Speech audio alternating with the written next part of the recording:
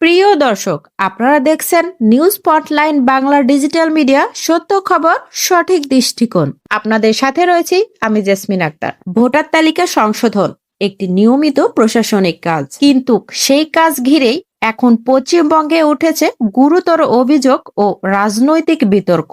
Special intensive revision বা SIR প্রক্রিয়া নিয়ে রাজ্য সরকার ও নির্বাচন কমিশনের মধ্যে তীব্র মতবিরোধ তৈরি হয়েছে।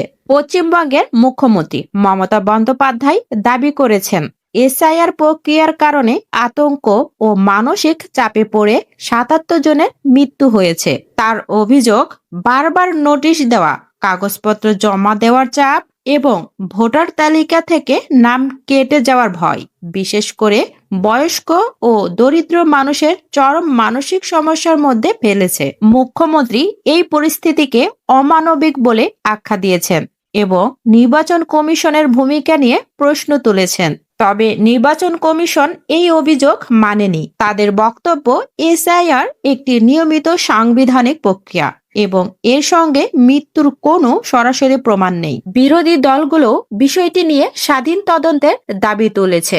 তাহলে প্রশ্ন থেকেই যায়, প্রশাসনিক নিয়ম আর মানবিক দায়িত্বের ভারসাম্য কোথায়? আপনার মতামত কি? কমেন্টে জানান। সঠিক তথ্য আর নির্ভরযোগ্য বিশ্লেষণের জন্য news spotlight Bangla digital media subscribe করুন।